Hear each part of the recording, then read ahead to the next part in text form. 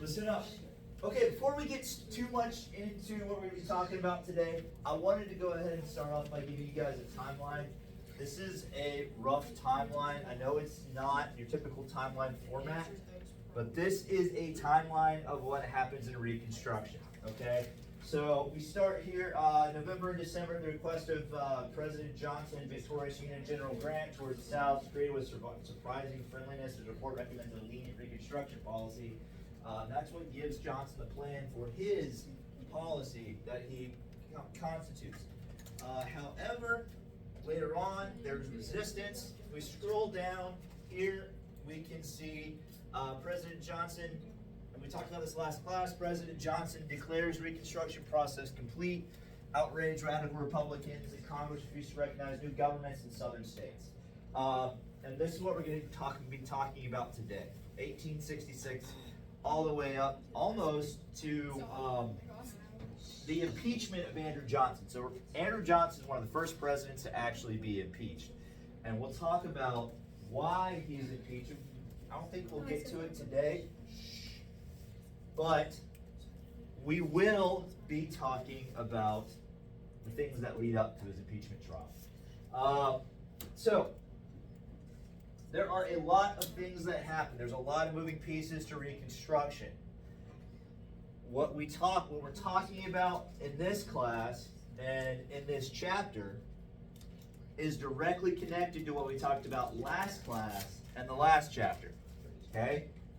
So it is important to pay attention because this stuff contrasts directly into what we're going to be talking about for the rest of this course. Okay? Because this sets the stage.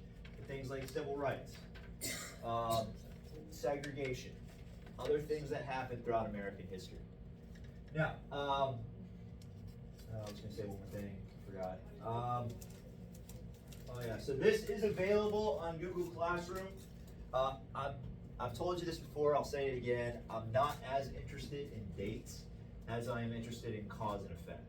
This is a big cause to what happens later in history. So this is going to be a very important chapter for cause and effect, okay? So I just wanted to go ahead and give you this timeline so you guys can help keep track of this. This is available on Google Classroom, okay? Everybody with me? Yes, sir. Yes. Cool. Yes, ma'am. I just got the questions from Shelly. What was I gonna say? Darn it. Do you want me to write it on paper? Which questions? That I have. The Freedom Bureau thing that I couldn't find the question. Oh, okay, yes. You can write it on paper and bring it to me. That's Right. fine. All right. So we're going to talk for a little bit, and then we're going to stop. We're going to talk for a little bit, and then we're going to stop. The actual PowerPoint stuff is a little bit shorter today because I've got a few conversations that I want to have with you guys throughout the class. So if I can find my clicker, sorry, I'm a little disorganized today. Got it. If I can find my clicker, we get to go. When we left off, we were talking about the black coats. Okay, so if you remember from last class, President Johnson had a very lenient Reconstruction policy. All right. And Johnson honestly he was not from a high status family. So Johnson liked the fact that he had all of these wealthy previous slave owners groveling to him. So he loved being the guy that they groveled to, and he loved kind of having that power in his hands. So Johnson he started off saying you can't be any representative of a former Confederate area. You can't be any. That's too far.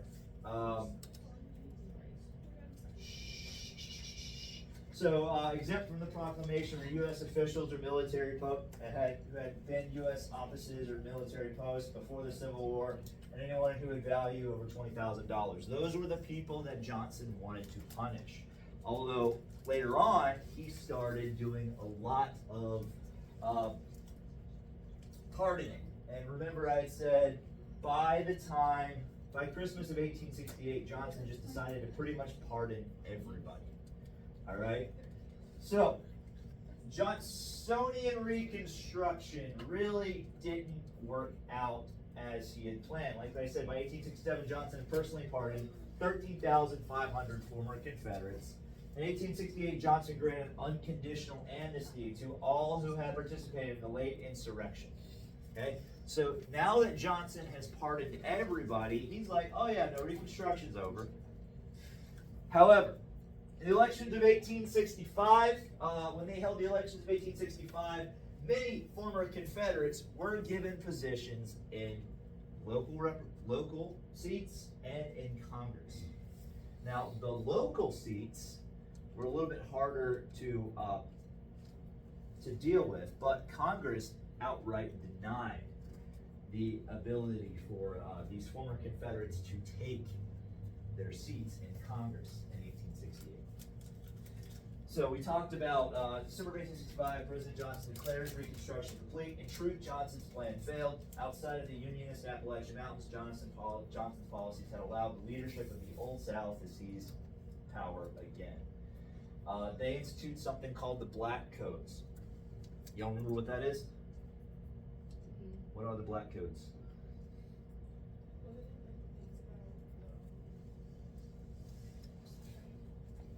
Things about Black codes were enacted in the United States, primarily by former Confederate states. yes. So these are laws enacted in former Confederate states. For the new African Americans. Yeah, that primarily affected African Americans. So you have things like vagrancy laws, loitering laws. So if you are staying in one place too long, you could be arrested for that. And those laws were intended to be, honestly, applied primarily towards African Americans. So being drunk in public and things like that could get you arrested. Can get you arrested today. But those laws were developed to do stuff like that. Now, and here's a quote. The intention, this is a newspaper, from a newspaper in 1868 or 1866. The intention was to make emancipation as slight as possible. The general interest of the white man and the black man requires that it should be kept as near the condition as slavery as possible, far from the condition of the white man as practical. So there is a direct intention to these laws. That's what I'm saying. Okay? Now, this turns into a situation where President Johnson is now in direct opposition to Congress. Okay, this is one of the times in U.S. history where the president and Congress don't see eye to eye. So in February of 1866, the Republican-led Congress passed laws to continue funding for the Freedmen's Bureau. What was the intention of the Freedmen's Bureau? You guys should know this by now. We wrote an essay on it. What was the intention of the Freedmen's Bureau? To give people what they wanted. Yeah, to provide for land. Remember what they wanted land and they wanted education. Those are the two things. And the Freedmen's Bureau tried to do that. That whole land thing was the point of contention. So remember, Sherman's Special Field Order 15 had said that there was this big chunk of land along the South Carolina, Georgia, and Florida coast that had been completely gotten rid of or completely abandoned by former Confederates, and that land was going to be chopped up into 40-acre blocks and passed out to African Americans. Y'all remember that? That was the land that Freedmen's Bureau gave. Well, Johnson vetoed that Freedmen's Bureau bill because he didn't like it. He saw it as too harsh, so he decides to veto that bill. Well, Congress has a Republican supermajority. Does anybody know what a supermajority is? Most of them are one party. Yeah. So this is rare, and it creates a political imbalance. In this case, it always creates a political imbalance. In this case, we have a political imbalance. The president is doing things one way, Congress is doing things another way. So with Johnson, the president has the ability to veto any law that comes across his desk. right? That's how the president affects lawmaking. That's supposed to be his power, his constitutional power to affect what laws are passed and what laws are not. Congress does have the ability to overturn a presidential veto with 3/4 majority, right? So the presidential veto can be overpowered, and that is congressional check against the executive branch.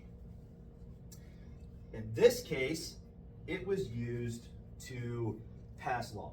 All right, so with this Republican supermajority, everything Johnson vetoes, they just override the veto. All right, so in 1866, in February, the Republican-led Congress passed a law that increased funding, continued funding for the Freedmen's Bureau. Johnson vetoes it. Congress overrides Johnson's veto. That goes into effect. All right. In May of 1866, Congress also passes the first civil rights legislation in federal history, outside of the Constitution. And this is called the Civil Rights Act of 1866. All right, and this is important because the bill granted African Americans rights to do some things. First off, they had the ability to make and enforce contracts. All right, that was previously like labor contracts. And this is previously applied to white men only. All right? They had the ability to sue for whatever reason, whether it be for income not paid or something like that. They had the ability to own and transfer property. Now, to us, this doesn't seem like a big deal.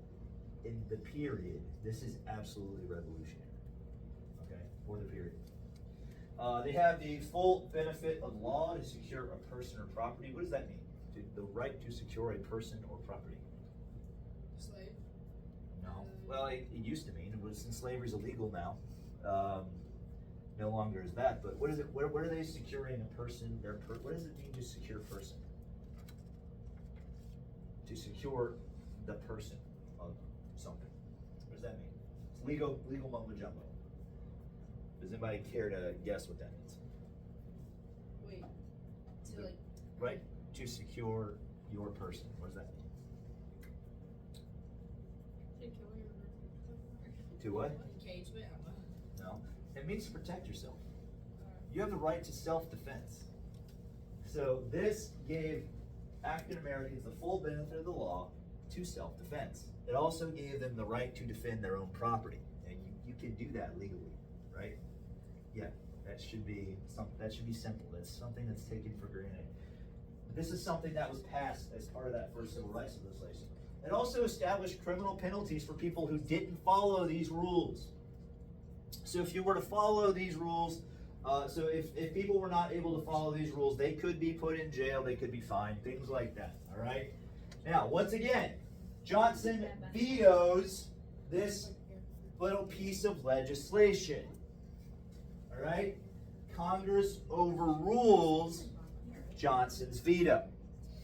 Go figure, right?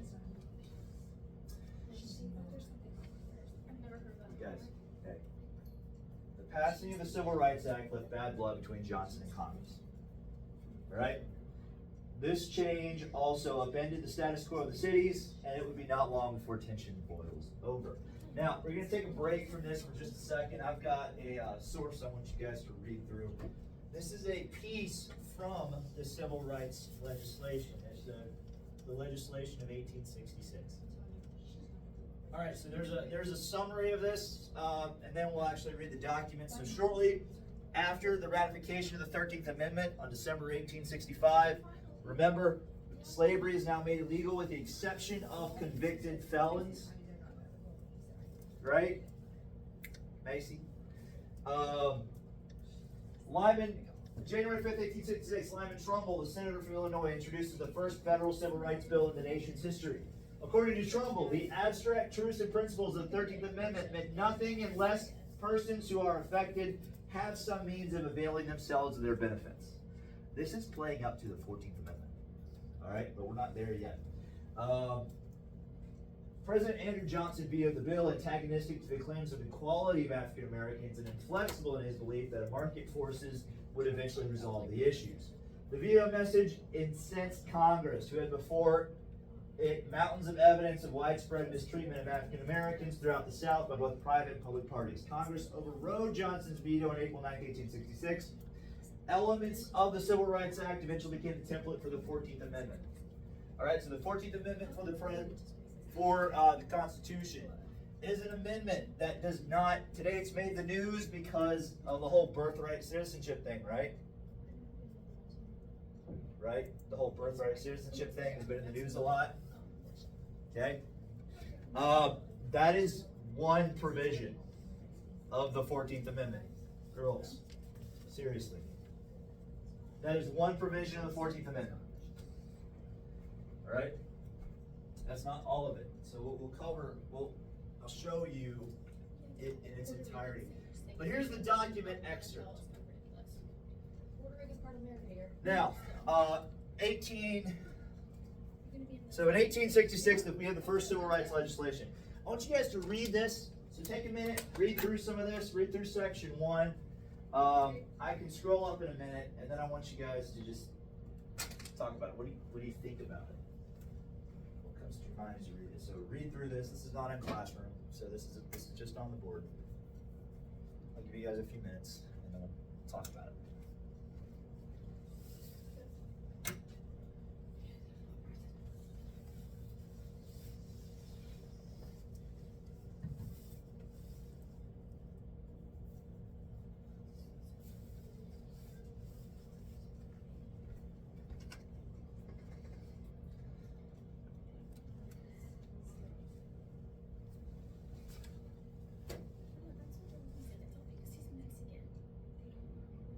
Guys, we're not talking about Bad Bunny right now. Focus. Bad Bunny. Who even listens to Bad Bunny? It's not I always thought important. Bad Bunny was a girl. Hey, it's not important. But focus.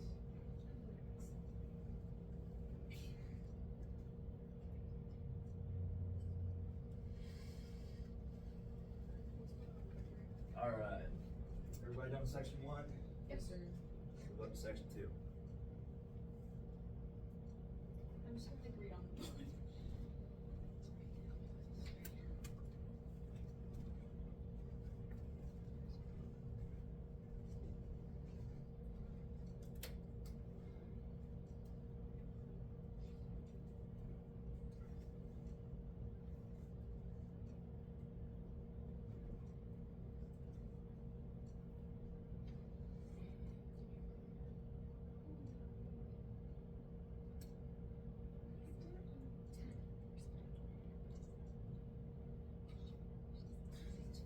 So section 2, these are this is some of the punishments that it was talking about.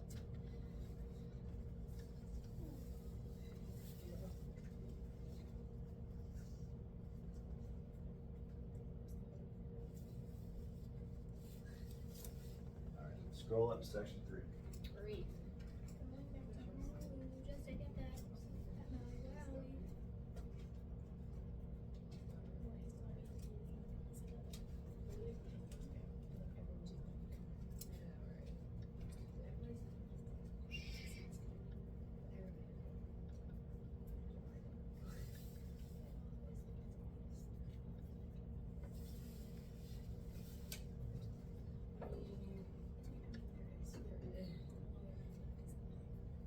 All right.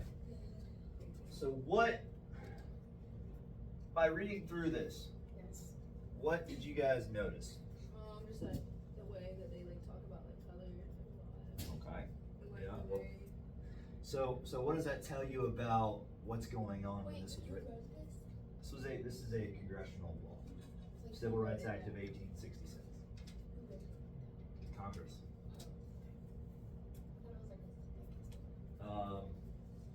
So yeah, there's a lot of discussion of race. What does that tell you about the time this was written? This was like when people were like racist. Like People were divided. Yeah, people are divided over issues of race. that's all this country has ever wanted is for people to be divided. So I mean, you know.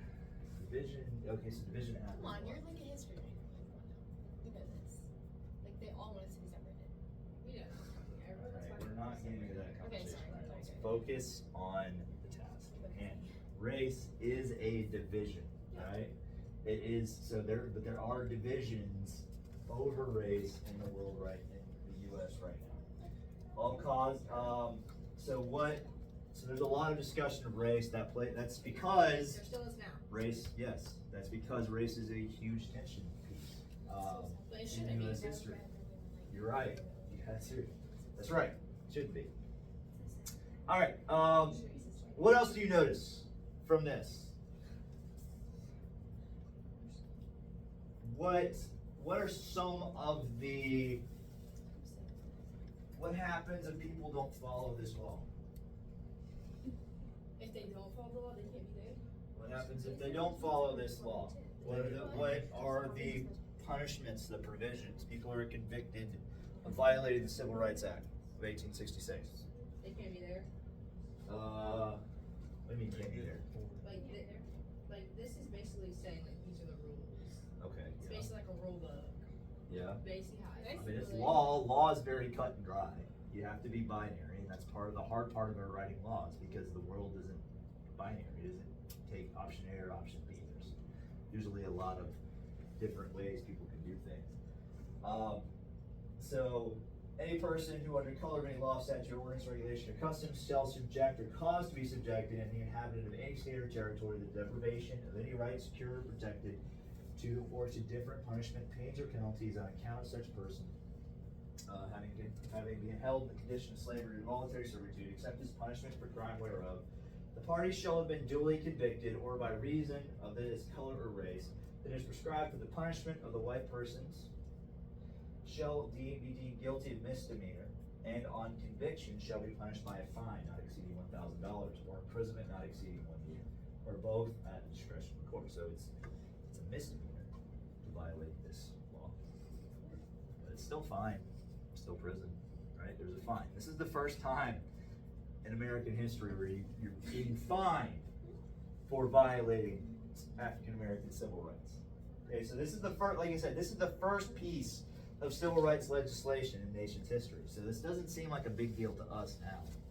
And it's a felony to violate civil rights now, depending on how you do it. But then this is a huge deal, like I said. So I've got so that's the Civil Rights Act of 1866. Now remember, President Johnson vetoes this because of the way he believes it's unfair. Now, where did that go? Did I get? Here it is. All right. So I've got a clip from a documentary that I wanted to show you guys on some of the things that are happening, and some of the things we're going to be talking about a little bit in class today as well. So that this kind of sets the stage for what is going on. This is directly after the clip we watched in last class. After 6 months of Andrew Johnson's reconstruction, the answer was painfully obvious.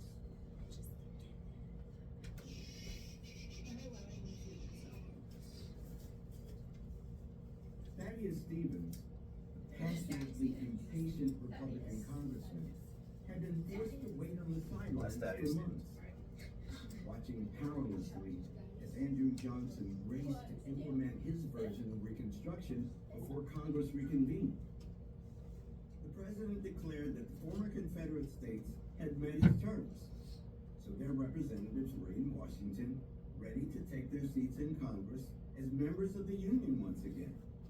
Stevens thought this was outrageous.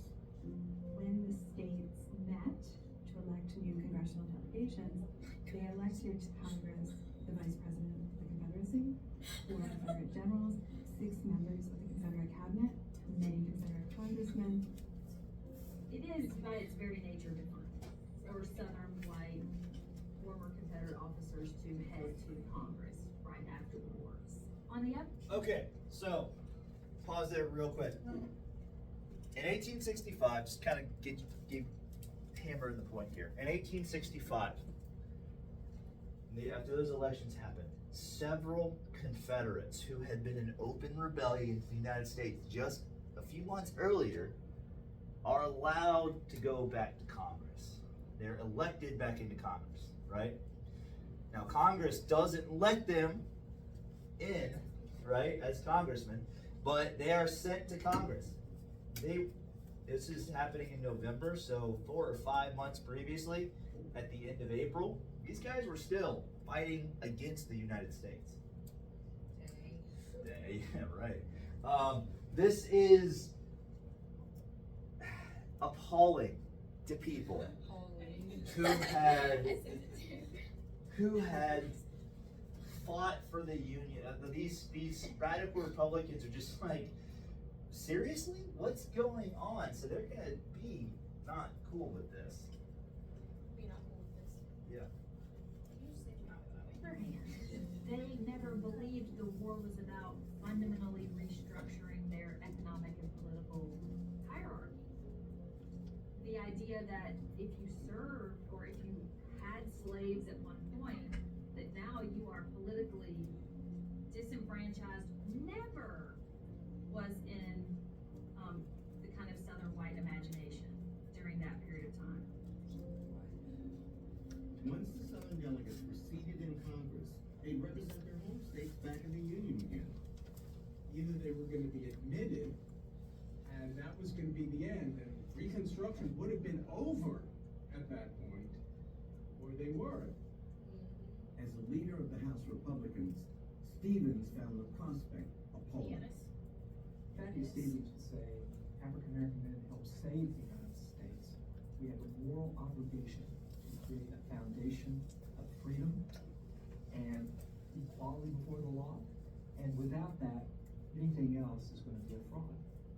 He was fired with this passion for justice that would saturate the entire social order. He was ready for a revolution in the South. Hey, Brooke. Stevens and his fellow House Republicans had planned for this move. At the stroke of noon, when the 39th Congress opened, they set those plans in motion. The clerk began to read the roll of the members of Congress, and he skipped over the representatives from the southern states. As it becomes clear that they're not gonna call upon any rebel state congressman, Democrats start to jump up and to scream, "This is revolution." In fact, they were right. It was a revolution. Each House of Congress has the power to exclude those it finds unfit. If the clerk fails to call your name, you're not a member of Congress. Not a single name from the rebel states did the clerk call that day. Congress was boldly seizing control of Reconstruction. Some Democrats. I'm gonna pause there for just a second. We'll watch the rest of it. Watch the rest of the clip in just a minute. So all of these previous Confederates get to Congress with the full expectation they're going to be in Congress. But here's the thing: if you are elected to Congress, and you have to do two things. Two things have to happen for you to officially take charge. First of all, the Speaker of the House has to swear you in, and the second thing that has to happen is that they have to call your name on a roll. The clerk of Congress has to call your name to actually allow you to vote, officially be recorded as a member of Congress. Neither of those things happen. Okay. Now, this is important again because there's actually a Democratic representative from, I think, Arizona, that is not being sworn in by Speaker Johnson. Now, the reason why is different interpretations, subject to interpretation. We're not going to go into that, but there is, part of the reason is the government shutdown too. So there's that. Thank the Lord. There is. So yes. So you do have to do there are certain hoops you have to jump through to become a member of Congress. Congress did not allow those people to actually take up their seats in Congress. And this is something Congress has the constitutional right to do. They can even expel their own members. Was it like their own people though? Like be free people? What? Like, weren't they like their own people? What do you mean, own people? Like, their own kind of like group. Their own group? Like, I'm sorry, I'm trying.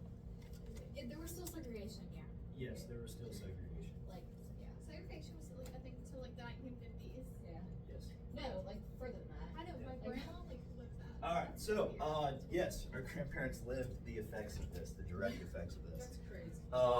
So, yeah, Johnson, so we talked about Johnson doing all that. We talked about the civil rights legislation of 1866. So, when the Civil Rights Act was passed, that left a lot of bad blood between Johnson and Congress. The chains also upended the status quo of the cities, and it was not long before this tension just boiled over. In 1866, It got worse. we have our first riots happen. I'm not First talking riots ever? riots. No, not first riots ever. That's fine. Our first like violent action happens. The first real violent action happens. Now there's violence, Real there's violence. political violence connected to segregation and racism that's happening just almost on a daily basis. But this is the first time since the Civil War that there's actually a violent riot that occurs. So just before the passage of the Civil Rights Act of 1866, a carriage accident Oh my, I think I've heard of this. just so happens, just randomly happens. One person that's driving one carriage is a white carriage driver. The other person that's driving the other carriage is a black carriage driver. Those carriages collide and they get into an argument.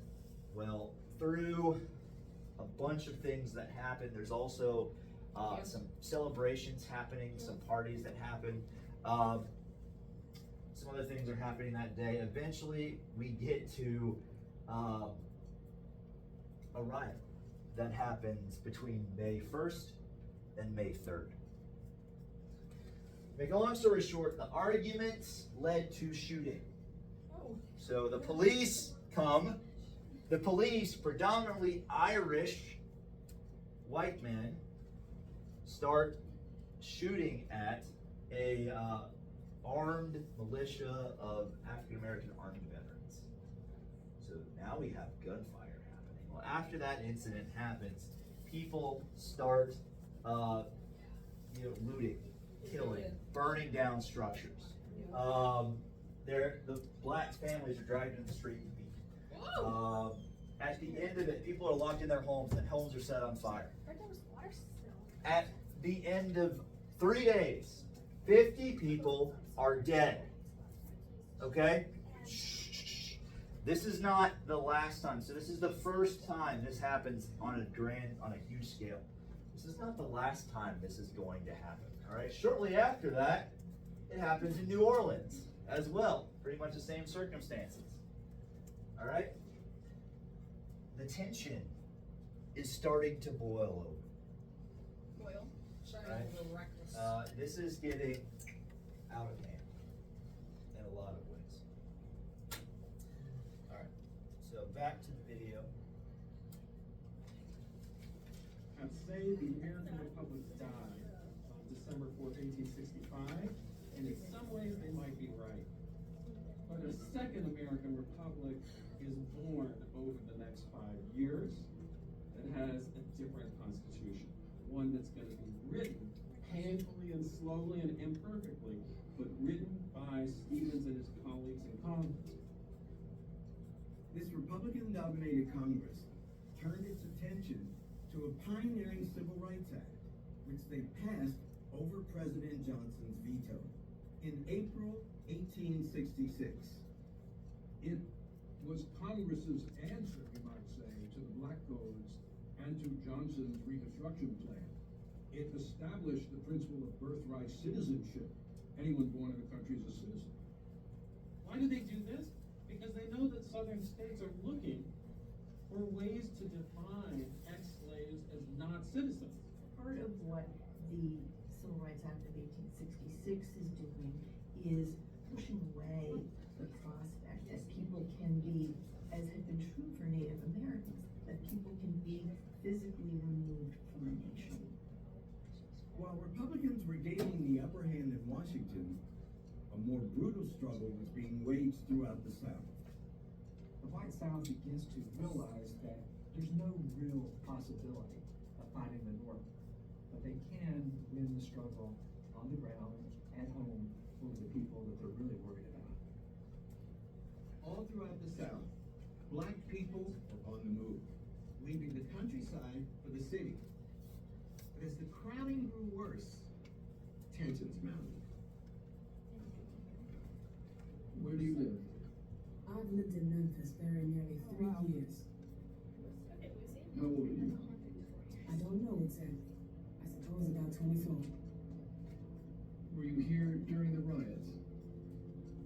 Yes, sir. On the afternoon of May 1st, 1866, the streets of South Memphis were even busier than usual.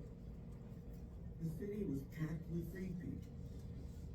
Memphis had been garrisoned by a black regiment, and a Freedmen's Bureau office had opened there. Late that afternoon, Lucy Tibbs heard gunfire in the distance. The city's black garrison was being demobilized, and many of the former soldiers were celebrating in the streets. Memphis was seething with racial hostility, especially between the largely Irish police force and the black garrison. African American Civil War veterans return, not only with a kind of bearing that comes from military service, many of them are going to come back with weapons that they have purchased from the Union. They're going to march through the streets of their cities, they're going to create militias, and they will meet white Southerners for whom this is a real overturning of the old order. Around 6 o'clock, I saw boys and men with pistols, firing at every black man they could see. They shot them down as fast as they could come to them. How many did you see shot down? The first was killed by John Pendergrass. He keeps a grocery by my house. I was looking right at him when he shot that man. One of the things that I think is frightening about the violence is that many people do know the people who are perpetuating the violence against them. They can name them.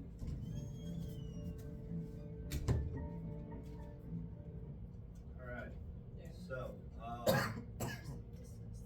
this is a big deal, things that are going on. This Memphis massacre is a big deal, and very shortly after that happens, we have one happening in New Orleans, and then there's stuff happening in South Carolina, there's stuff happening in Louisiana, pretty much every state in the Union, especially the former Confederate states, something goes on. And this plays into things that happen after Reconstruction officially comes to an end. You have the Tulsa race riots, the Wilmington race riots. Anyone heard of the Wilmington race riots? Happens in 1898, right? We'll talk about that when we get there. I have a whole book on it, actually. But this is going to be a thing that happens fairly regularly throughout this period of history. And this is the first one. Now, I already talked about this a lot, but after the outcomes of the 1865 elections, there were several Confederates that had been elected, including the Vice President of the Confederacy, Alexander Stephens. Okay, so Alexander Stephens, the guy who wrote the Cornerstone speech, the guy who led the Confederacy, co-led the Confederacy with Jefferson Davis against the U.S., got elected to Congress in 1865, just a few months after the Civil War comes to an end. Congress refuses them, as is their right? Now, from this point on, Congress took control of Reconstruction. The Republican supermajority bypassed the president altogether. Now, I want to pause here. What do y'all think about that? What do y'all think about, is it a good thing, is it a bad thing that, is it a bad thing for Congress to have the ability to bypass the president? Or the presidency to have the ability to bypass Congress? Wait, That's good answer. reword that again? What do you think about this statement? The Republican supermajority bypassed the president. Do you think that's a good thing, bad thing, somewhere in the middle? Well, How do you feel about that? I think it's worse if the president can bypass Congress because that's one person. If you have the entirety of Congress, that's like a whole bunch of people. Their opinion. Okay, so Congress is bigger, there are other opinions. Okay, I see that. Anybody else? Yeah, I feel like it's like halfway, because I do get other people's opinions instead of one person, what they stand on. Okay. Yeah, so it's a half and half. So you're saying there are situations where it's okay, situations where it's not. Because that just allows for the president just to be able to do whatever he wants. Yeah. It's not like. Yeah, okay. All right. Yeah. I'm like, no, if we're ever gonna go president. Okay, anybody else? Any other opinions on this? Anybody opposed entirely to one branch of government getting power over another? I'm opposed to the president being able to Opposed to do the that. president? Are you, so no one's opposed to Congress having the ability to overpower the president? No? What'd she say? What do you guys think? What'd you ask? Do you guys think does anybody believe that Congress should never have the ability to overpower the president? Or should they have the ability, you know? Is that okay? Congress is the Senate and the House of Representatives. Do you think they should have the power to essentially, Well, don't they you know, now? take the president out of the situation entirely? Because that's pretty much what happened here. Yeah. Yeah? Think that's okay? Alright. Okay. Yeah. Okay, so this is what happens. Okay? Johnson's idea for Reconstruction is kind of put to the wayside. Johnson is no longer able to do what he wants to do for Reconstruction. Congress now has that majority. They have a supermajority and they have the ability to override every single thing Johnson does in order to get what they want. All right? So on March 2nd, 1867, the first time this happens, Congress passes what's called the Reconstruction Act. All right? The Reconstruction Act split the South into 5 military districts under martial control. So these guys are now under martial law. South Carolina has a military governor, along with North Carolina. Virginia has a military governor. Louisiana, I've got a map showing these down here. Where'd it go? I had a map. There it is. I don't know why it's all the way over there. This is the map showing those different military districts under the first Reconstruction Act. So Congress uses that supermajority to just say, hey, yeah, no, you're not allowed to come back into the country until you meet our demands. So the demands of Congress lays out 5 military districts in order to reconstruct the South. All right, so District 1 is Virginia, District 2 is the Carolinas, District 3 is Alabama, Georgia, and Florida, District 4 is Arkansas and Mississippi, District 5 is Texas and Louisiana.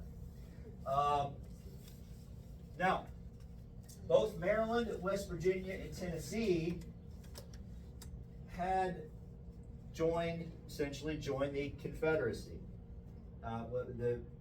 West Virginia broke away from Virginia during the Civil War. Maryland never actually seceded from the Union, even though they were a slave state.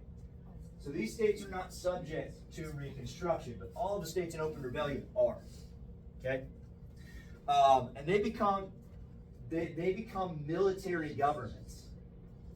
A military government, guys, is under the direct control of Congress. So Congress, in this situation, Congress has the ability to control what happens. There are no state governments and a military under martial law. The general in charge of the military is the one who makes decisions. And that person makes decisions as directed by Congress. That's the government that these had under the first Reconstruction Act. Johnson, it goes up to Johnson's desk, Johnson vetoes it, Congress overrides the veto. Like I said, President Johnson is no longer a factor in lawmaking. Okay? They bypassed him entirely. All right, so, why is it not going back? Okay, so, on March 2nd, 1867, Congress passes the first Reconstruction Act. The act split the South into 5 military districts under martial law. Now, the act did provide statehood, okay? To reestablish statehood, according to Congress, the state had to prove loyalty. That loyalty was a majority of people had to take the ironclad oath. This was per the Wade Davis bill that we talked about earlier in class. They also had to accept ratification of the proposed 14th Amendment. So the 14th Amendment has been introduced in Congress. The 14th Amendment has not yet taken effect yet. Okay, so we're getting there. Now, they also had to give African American males the right to vote. This is a foreshadowing into the 15th Amendment. We are not there yet, but it's coming. Okay? Now, to give this act gave African Americans a ton of authority when it came to the elections, midterm congressional elections in 1866. So that this all happened within This all happened. So we're in 1866, 1867. This is 3 years after the end of the Civil War. First So 3 it's years. all of the happening It's happening very quickly. Yeah. Yes. In rapid succession. I bet you that was terrible. People were It was, there was a lot going on during this time. It was rough. So, this gave African Americans a ton of authority in the upcoming elections, most of which was resisted. Remember, what is going on here? The status quo, life before the Civil War, is being upended. Everything you know, these people knew, is now no longer a thing. Imagine if China invaded us tomorrow and took us over. So I'm leaving. I'm going to academia. Well, okay, you don't have the ability to leave. Your way of life has changed drastically. Okay? He's saying hypothetically. This is a hypothetical. Your way of life changes drastically. What you knew under a capitalist system, we're now under communism. So the way you had your life before is going to be very different than the way you had your life now. Is that a fun thing to think about? No, right? So this is essentially what is going on. Slavery had its hands in the way the South did things from a day-to-day basis. It was part of the economy. It was part of the social order. It was part of the way that people thought. Now that that is being upended, science is changing. Politics are changing. The social order is changing. The economy is going to have to be rebuilt without slavery. There's going to be resistance to this. All right? So, states do resist to try and keep African Americans out of the polls. Now, states are under direct supervision of the U.S. military. It's not like they can block African Americans from entering the polls, right? But they can institute laws to stop African Americans from getting the right to vote. So they institute things like literacy tests, all right? Has anyone ever seen a U.S. ballot? I know you guys can't vote yet, but have you seen what it looks like? Okay. Yes. Do you have to write anything? Yes. No, the bubbles. You just check or bubble, yeah. So that's you don't really need to be able to write. You do kind of need to be able to read, but back then voting was a little bit different. You had a two glass bulbous looking things with stands, one on one side, one on the other. One was shown with usually a Republican symbol, one was shown with a Democratic symbol or whatever. And you made your mark. You didn't have to put your name in. You made your mark and you put it in the little thing, either Democrat or Republican. They would count those up. And that's how elections happen. Do you need to be able to read to vote that way? No. Okay? So, these literacy tests were kind of a farce. Right? It was, they said, oh, in order to vote, you have to be able to read and write. They don't. They just want to You didn't really have to. Yeah, it was. You're right. They also instituted a poll tax. Everybody know what a poll tax is? You have to pay to be able to go to the poll. Yeah, you had to pay to be able to go to a poll. That's right. That's illegal now, by the way. But What? poll taxes. You can't. You don't. Voting is free in the United States. Back then, it wasn't, and this is partly why it's illegal now. But people would charge, states would charge a tax to be able to vote. It was enough. I don't know. It differed by the state, but you would have to. It was usually enough that poor people were not able to vote, and people who were, of a moderate income could. So the theory is that African Americans are very poor, and so they might not be able to pay those taxes. Now, if you were white, you were grandfathered in. You were allowed to vote before the Civil War. You can come vote now. So they forwent that poll tax for white voters, and this is partly why that's happening. Also, the KKK starts up in 1866. In 1867, they're actively at the polls, just standing there with their guns outside of the polling places. All right? If somebody, Democrat or Republican, whoever, just stood there staring at you with a gun, or maybe a bulletproof vest and a huge gun across their chest, is that going to be intimidating? Either party, doesn't matter who. But if somebody has visual symbols on their person of a different party, and they're just standing there with a gun, staring you down as you enter the poll, is that intimidating? Yes. What about somebody who is literally looking over your shoulder watching you vote with a gun, who has, I don't care which side it is, it's going to be intimidating. Violence was used. That is a real world situation, something that was used to dissuade voters. There would be threats of violence or death if you went to the polls. Like I said, political violence was very common, especially along racial lines. So there were serious attempts to dissuade voters. From taking part in these elections. All right. Now, also, what's going on at the exact same time as these elections are getting ready to happen, President Johnson realizes that he is powerless. He doesn't have the ability to really do anything anymore because everything he vetoes, they're just going to pass anyway. So Johnson decides to try it from another angle. Okay? Johnson goes on tour. Johnson leaves the White House and he gets on a train, and that train goes through the South. And as he's going through the South, Johnson he's going around and giving speeches all over the South in support of Democratic candidates.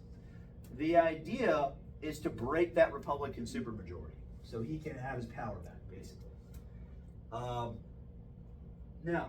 What do you guys remember some of the features of Johnson that we talked about earlier, last class before?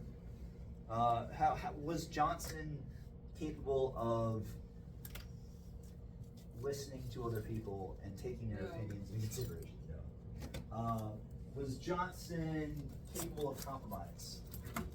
Really? Did he compromise? No, he was not a very good compromiser. So do you think he's going to be effective at? No. Right. A lot of people don't like Johnson. Doesn't have much popular support by this point. So people are actively yelling and taunting Johnson as he's giving these speeches. He has a bit of an anger problem. And remember, like I said, he's also kind of an alcoholic. He's an alcoholic. So Johnson does not respond well if people don't like him. Okay? Johnson actually responds back by yelling at these people, agitating these crowds even further. Every time Johnson leaves a city, the Republicans are more likely to be elected. That's exactly what happens. Johnson's attempt to kind of dissuade all of these people to vote Democrat backfires. Republicans win by a landslide in these elections.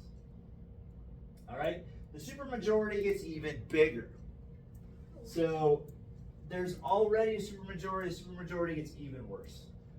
for guys like Johnson. And just to give you an idea, this is a graph showing the years around the Civil War. You can see there is a large Republican supermajority. So between, this shows 1863 to 1865, 1867 to 1869. You guys can see how it shoots way up during the Civil War in the House. During this election, it drops a little bit, but it's still a major majority. Over time, it's going to drop a little bit further. So by 1871, 1873, the supermajority kind of dips a little bit, but there's still enough of a majority that most of the Republicans are in there. In the House, or in the Senate, though, it's going to be very, very clear. So in 1870, where are we? 1867 to 1869, there's a slight dip, but the very next election, more Republican senators are elected. That is going to dip after a while. By the late 1870s, early 1880s, it's going to switch to a Democratic majority. But during this time period, there is a huge supermajority advantage for Republicans. And in this election in particular, we have several African American Republicans get elected into House. Here's a image from the time period showing some of the newly elected officials. Who's the one on the far right? This guy on the far right, that's Hiram Revels. He's the Far left, far to your left. my left. Okay. It's hard to see his name. Hard to see it. He's a congressman. I do know that. Here, let me see if I can read off their names to you. So the guy in the far, you said the far right? Yeah. Okay. His name is A. Brown Elliott. He is of R. Brown Elliott. He is of from South Carolina. Most of these guys are from South Carolina, Alabama, Mississippi, Georgia, and South Carolina. It just got so cold. It is very cold. I'm sorry about that. Blinky. So. Wait, A. Brown, just like A. Brown. Yeah. Why? Well, it's his first initial. It could have been Albert Brown or something like that. Okay, so most of these guys are from South Carolina. There's a few others. Hiram Revels, who is from Louisiana, is going to become one of the more important guys.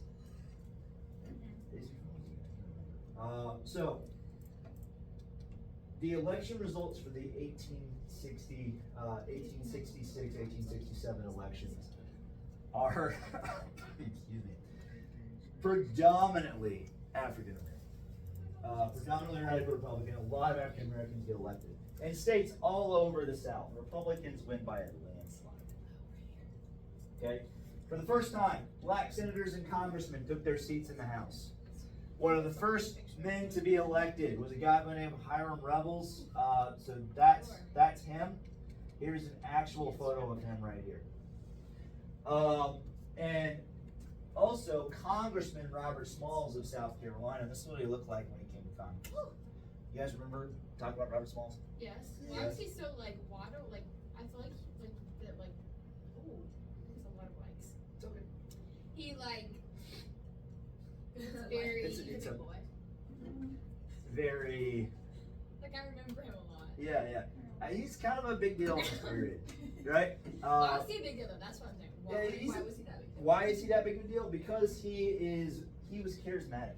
He had the ability to, and he cared, and he was involved. He had the ability to get people's attention and hold it. Robert Smalls also cared deeply about his community. In fact, so this guy, if I lived in my hometown in 1867, he would have been my representative. And there's a story about him. So Robert Smalls, just real quick, this is not really part of the plan, but Robert Smalls was, like I said, he was born a slave, and he was taught to read and write at a very young age. After Robert Smalls becomes a congressman, he goes back to Beaufort, South Carolina, and he buys the house that he was raised as a child, the actual townhouse. This man is a freedman. He is wealthy enough to buy a large house on his own. He is a U.S. senator, or U.S. congressman. One day, he's sitting at his house, and He gets shot or something. no, his old mistress, the lady that Oh my. owned him, His mistress. the lady who owned him, came up. I forgot that like people like have babies with their like masters and their slaves. I know, that's like disgusting. So, yeah, that happened. So, these are people, this is the lady who owned him. Now, this is also the lady that allowed him to have an education, but she owned him. Came up after the Civil War. The Civil War had drove this lady into Alzheimer's. She had Alzheimer's. So cold. I know. She came up to him and thought that was still her house.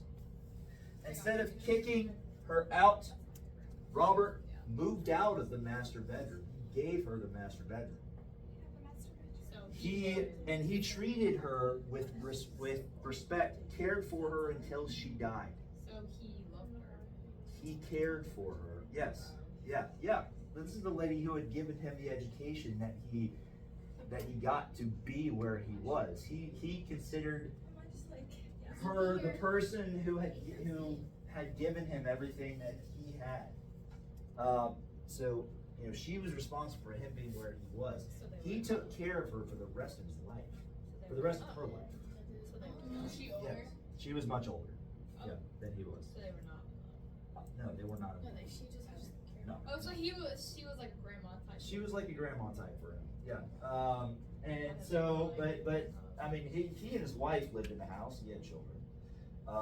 But he kind of let her live in, and they treated her with respect. If she asked them to get something, then they got it for her. I mean, it was very, until the day she died, he treated her as if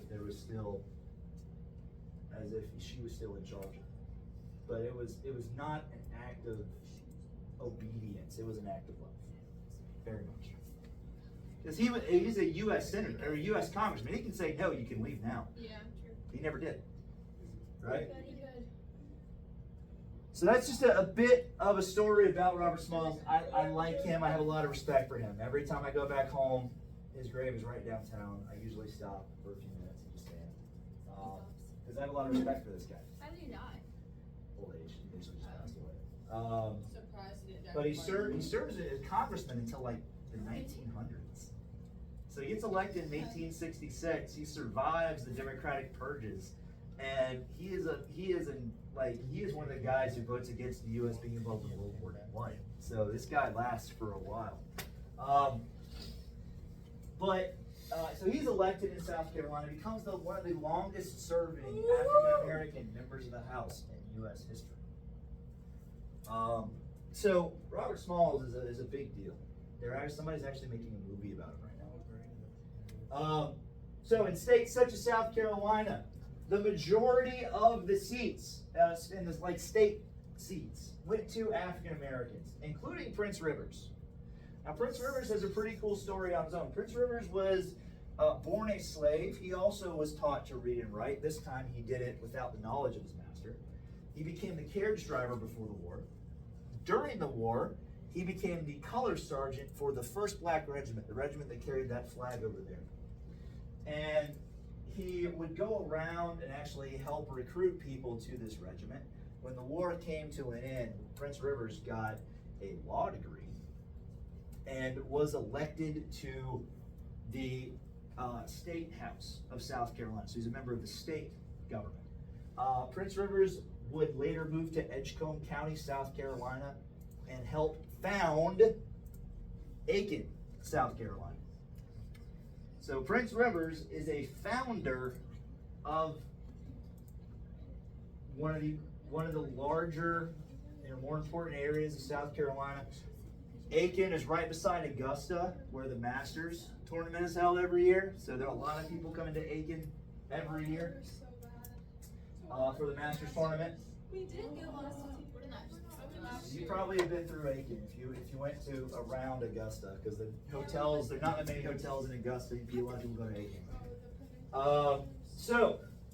So he represents Edgecombe County. He later goes on to establish Aiken County. He's one of the founders for Aiken County, South Carolina. So there are Republican supermajorities in both federal and state level governments at this point. The radical Republicans are firmly in control of Reconstruction policy. The president has no say. This people who have who are of different opinions, ex-Confederates, now have no say. So the 14th Amendment is passed pretty handily. So one of the last things I want to talk about today is the 14th Amendment. Let me pull it up for you guys.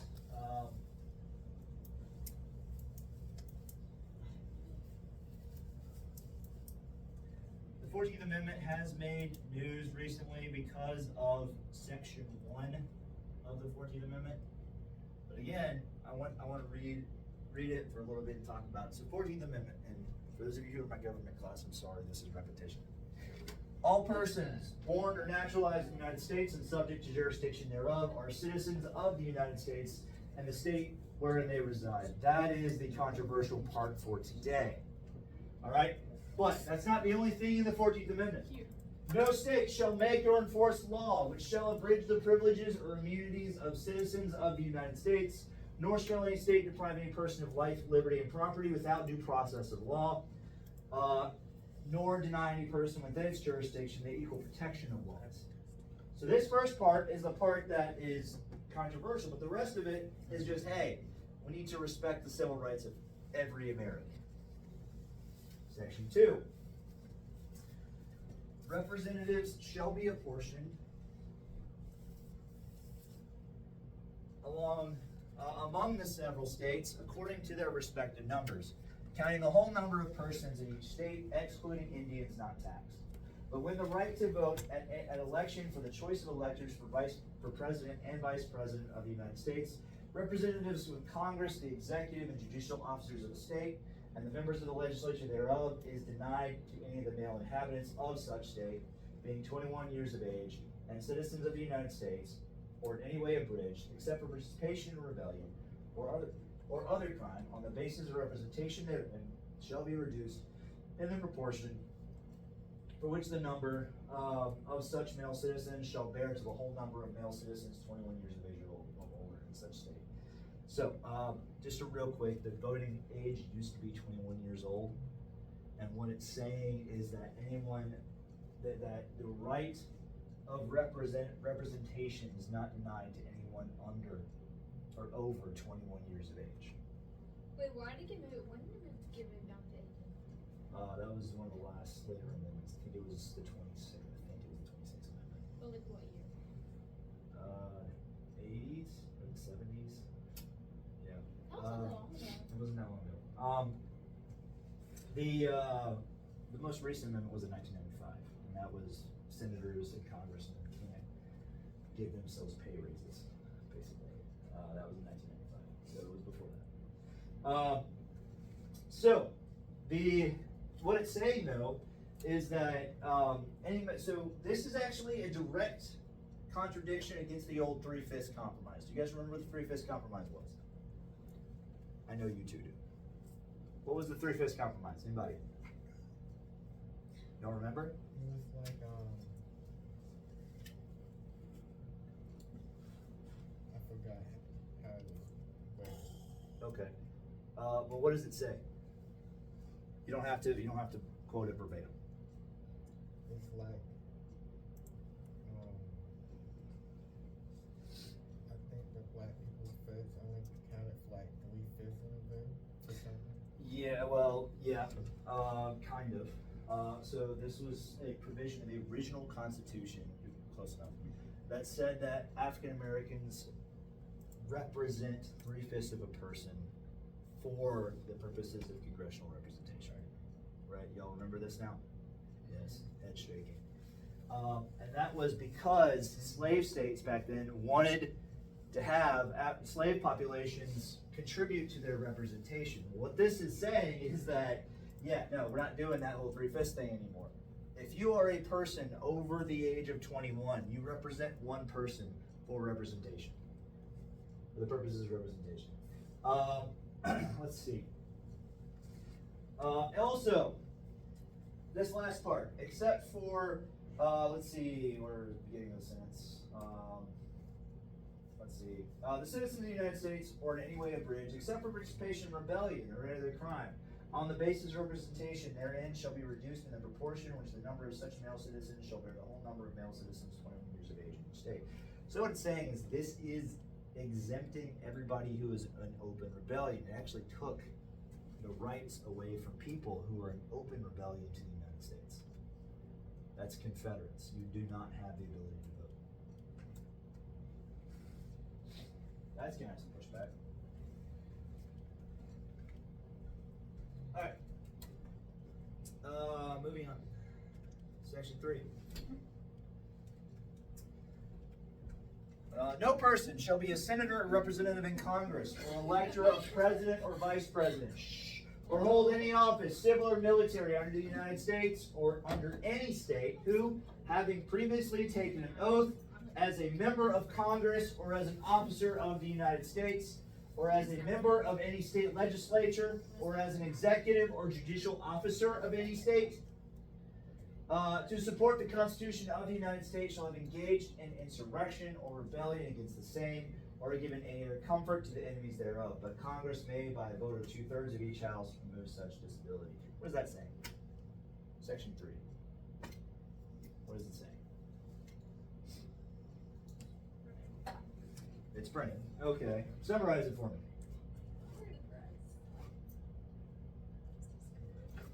If you can read it, I know you can Why read did it it. say but no if you- person shall be a senator or blah, blah, blah, blah, blah, blah. No person shall be a senator, representative in Congress or elect. So what just happened? What happened in the That's a lot of elections of commas. 1865? Do what? It's a lot of comments. It is a lot of commas. That's one long run-on sentence, right? I'm kind of confused on what. It's the legal jargon. What happened in the election of 1865 again? When presidential Reconstruction was going on, who was elected to Congress? Do you remember? We talked about at the beginning. Ex-Confederates a lot of them were re-elected when they had been in open rebellion to the United States just a few months earlier. Remember that? Remember me saying Alexander Stephens, the vice president of the Confederacy, was elected to Congress in 1865? Remember that? I remember that name, but like. He was Alexander Stephens was the vice president of the Confederacy. And he was elected from his state, I forgot where it was, to represent his state in Congress in 1865. Congress kicked him out because they have the right to do so, right? So this section is directly connected to that event that happened. So basically what it says is if you were in Congress before the Civil War, this really only applies to people who fought in the Civil War. So if you were in Congress before the Civil War and you left your seat to take a position in open rebellion against the United States or gave comfort to people who were in open rebellion against the United States, helped them in any way, then you are not allowed to come to and be a congressman. You're not allowed. And Congress did say, by a vote of 2/3 of each house, we can let you in, even if you were. But remember, this is a Republican supermajority, so that's not going to happen. All right, section 4. This is long. Section 4, we're almost done. Section 4.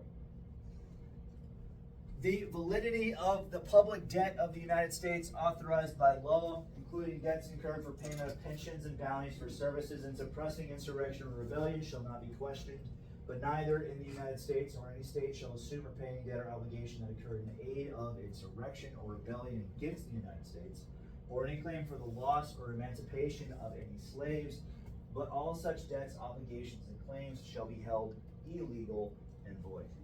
Okay? So what this is saying is that people incurred debts during war, right? That the U.S. government may have other taxes. They may take land. They may take goods for use for the army. And if it is a United States debt, that will be repaid. But if it was a debt for the Confederates, then you are out of luck, sir. Good day. Right? That's what that says. All right, section 5. The Congress shall have the power to enforce by appropriate legislation all provisions of it. Right?